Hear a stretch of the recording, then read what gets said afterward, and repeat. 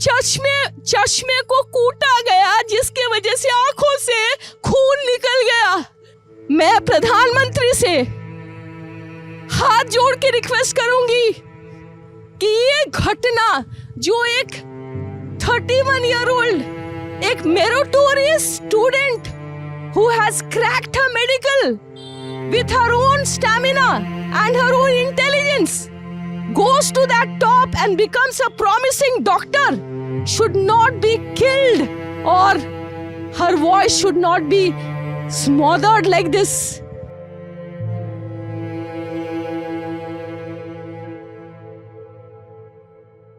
अभी आपने जो ये वीडियो देखी है उसमें इतना घिनौना काम हुआ है जिसमें जो कि मैं बता भी नहीं सकता। और जहाँ तक तो मुझे इस बारे में बात करनी चाहिए, एज ए नर्सिंग स्टूडेंट मैं भी आगे जाके एक हॉस्पिटल में वर्क करूंगा और हमारी सेफ्टी और हमारे साथ जो कोवर्कर्स काम करेंगे उनकी सेफ्टी पे ये बात आती है। जो अभी कोलकाता के आरजे कार कॉलेज में जो ये घटना हुई है, जहाँ एक फीमेल डॉक्टर 36 घंटे की ड्यूटी करने के बाद अब सेमिनार हॉल में रेस्ट करने के लिए जाती है और वहां अगर थोड़ी देर बाद में जाके सुबह देखा जाता है कि उसकी वहां पे लाश मिली है, तो लाश भी ऐसी हालत में मिली है जहां उसकी बॉडी से ब्लड, फ्रैक्चर एंड उसके आंखों से खून, मुंह से खून एंड उसकी जो वेजाइना है वो भी, उसमें से भी ब्लड आ रहा था। ऐसी कंडीशन में अगर किसी की बॉडी मिलती है तो वो कितनी दर्दनाक चीज। इससे आपको पता चलता है कि उस फीमेल डॉक्टर के साथ कितनी बुरी घटना हुई होगी और जिन्होंने ये काम किया है वे लोग कितने बड़े क्रिमिनल्स होंगे। उनकी क्रिमिनल मेंटेलिटी को आप सोचिए कि उन्होंने उस फीमेल डॉक्टर के साथ ऐसी घटना की जब उनका पेल्विक ग्रिल तक तोड़ दिया गया, मतलब उनके पैर जो दोनों तरफ मिले, और वो तभी हो सकता है जब उनकी पेल्विक ग्रिल टूटी हुई हो। ऑटोप्सी के बाद पता चला कि उनके वेजाइना के अंदर इतना सीमन पाया गया है कि जो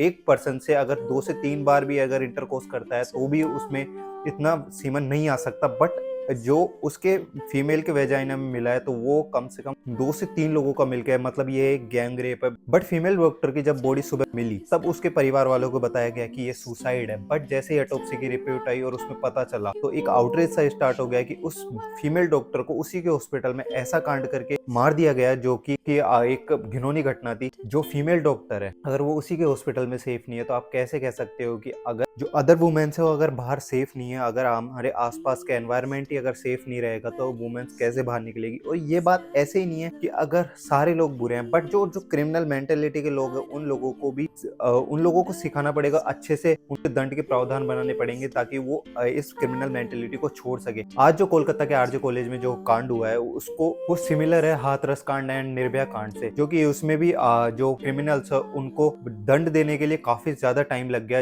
लगभग 4 से 5 साल लग गए उनको ये प्रूफ करने के लिए कि वो गिल्टी हैं। जबकि और अदर कंट्रीज में ऐसा है कि अगर किसी को ये भी पता चलता है कि उसने ऐसी रेप की केसेस आए हैं तो डायरेक्ट उनको फांसी दी जाती है या फिर उनको उम्र कैद की सजा दी जाती है। बट हमारे इंडिया में ऐसे लॉज ही नहीं है कि वो किसी क्रिमिनल को क्रिमिनल भी बताने के लिए भी हमें काफी ज्यादा टाइम लगता है। बट जब आसपास आउटरीच स्टार्ट हुआ तो पुलिस के ऊपर प्रेशर आने लगा कि उनको इसकी जल्दी से जल्दी रिपोर्ट देनी होगी। तो जब कॉलेज और आसपास के इलाके में आउटरीच स्टार्ट होने लगा तो वहाँ के assistant superintendent of chest medicine department के हेड ने इसको एक सुसाइड करार दे दिया और एविडेंस मिटाने की भी कोशिश की गई। जब मदर का इंटरव्यू लिया गया तो फीमेल डॉक्टर की मदर ने बताया है कि जब उनकी ऑटोप्सी रिपोर्ट बाहर आई तो उनकी वेजाइना से खून था एंड माउथ से, और उनको बॉडी को देखने तक भी नहीं दिया। उन्हें ओनली बताया गया कि उनकी बेटी ने सुसाइड किया है। बट जब उनके पेरेंट्स ने, फीमेल डॉक्टर के पेरेंट्स ने बॉडी को देखा तब उन्हें पता चला कि ये सुसाइड तो हो ही नहीं सकता, क्योंकि इतनी ज्यादा खराब कंडीशन में बॉडी मिली थी कि ये एक सुसाइड तो किसी कंडीशन में नहीं हो सकता। बट जैसे ऑटोप्सी की रिपोर्ट आई तो ये साफ क्लियर हो चुका था कि ये सुसाइड नहीं, ये मर्डर है। ये सोची समझी साजिश थी जिसमें कि एक फीमेल डॉक्टर को उसी के हॉस्पिटल में एक गलत रेप करके मार दिया गया। और जहां ये केस हुआ, मतलब जिस सेमिनार हॉल में ये केस हुआ, वहां कोई भी सीसीटीवी कैमरा नहीं था। मतलब किसी की सेफ्टी के लिए आप एक कैमरा भी नहीं लगा सकते। और हॉस्पिटल जैसी बिल्डिंग में भी आपके पास अगर कैमरे की फैसिलिटी नहीं है कि सेफ्टी के लिए आप कुछ कर नहीं सकते तो आपको हॉस्पिटल बंद कर देना चाहिए।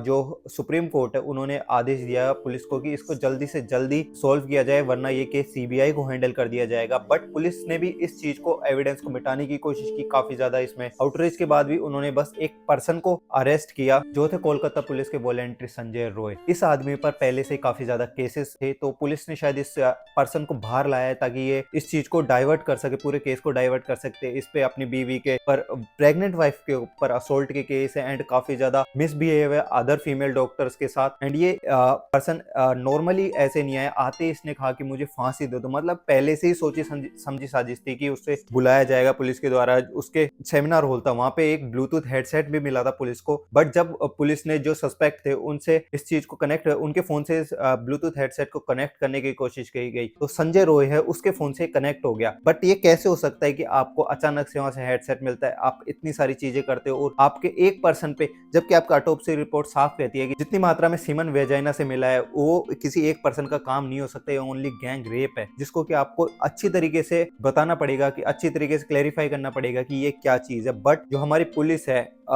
और जो सुप्रीम कोर्ट है वो इस पे, सुप्रीम कोर्ट तो फिर भी ध्यान दे रही है, बट जो पुलिस है इस चीज को दबाने की कोशिश कर रही है। बट पुलिस भी इस पे काफी ज्यादा ध्यान नहीं दे रही है, क्योंकि जो पर्सन हो सकता है उसका कोई पॉलिटिकल बैकग्राउंड हो सकता है या फिर किसी पॉलिटिकल पार्टी से वो अटैच हो सकता है, क्योंकि अभी इस बात को दबाया जा रहा है, क्योंकि पुलिस भी इस मामले में कोई भी ध्यान नहीं दे रही है। और सुप्रीम कोर्ट ने अब आदेश दिया है कि इस केस को सीबीआई को हैंडल किया जाएगा, क्योंकि जब से ये आउटरीच बढ़ा है, हर एक हॉस्पिटल से, हर एक जगह से doctors, nursing staff, medical staff बाहर आ रहे हैं, हमारे जैसे मेडिकल स्टाफ बाहर आ रहे हैं, इस आउटरीच में शामिल हो रहे हैं और उसके केस को सही से हैंडल करने की बात करी जा रही है। तो तभी जाके कोर्ट ने भी सीबीआई को ये केस हैंडल कर दिया। अब जाके देखते हैं कि इस चीज में कब तक इस केस का रिजल्ट आता है। बट नॉर्मली जैसे मेरा पॉइंट ऑफ व्यू है, अगर वुमेन्स अगर बाहर जाके सेफ भी नहीं है और खुद ही के घर में, जैसे कि ऐसी बात हो जाए कि खुद ही के घर में अगर वो सेफ नहीं है, तो आप कैसे बोल सकते हो कि अपन गुड एनवायरनमेंट में रहते। एक डॉक्टर को एक भगवान के रूप में माना जाता है, क्योंकि वो भी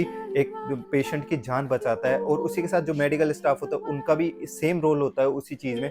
बट जो डॉक्टर होता है उनकी ड्यूटी काफी लंबे समय तक होती है, एक जगह खड़े खड़े वो काफी ड्यूटी करते हैं, और उसके बाद जब वो थोड़ी देर रेस्ट करने जाते हैं उनके साथ ऐसी घटना हो जाती है, और उसके बाद भी पुलिस इस चीज को दबाने की कोशिश कर रही है। तो ये एक गलत तरीके से इशारा किया जा रहा है कि आप अगर पॉलिटिकल बैकग्राउंड है या आप किसी पॉलिटिकल पार्टी या फिर आपके पास अच्छा पैसा है, तो आप किसी भी चीज, कोई भी क्राइम करके आप बच सकते हो।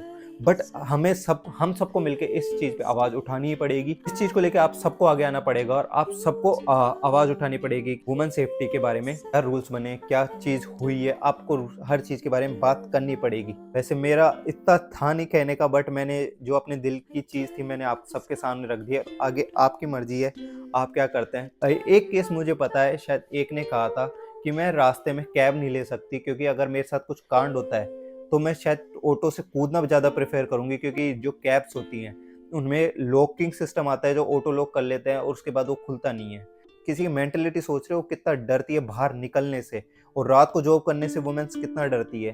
तो आज की वीडियो के लिए तो इतना ही है, बट नॉर्मली मैं ऐसी वीडियो बनाता नहीं, लेकिन आज मेरे को बनानी पड़ी। ख्याल रखें, मिलते हैं अगली वीडियो में, तब तक के लिए tata bye bye, see you.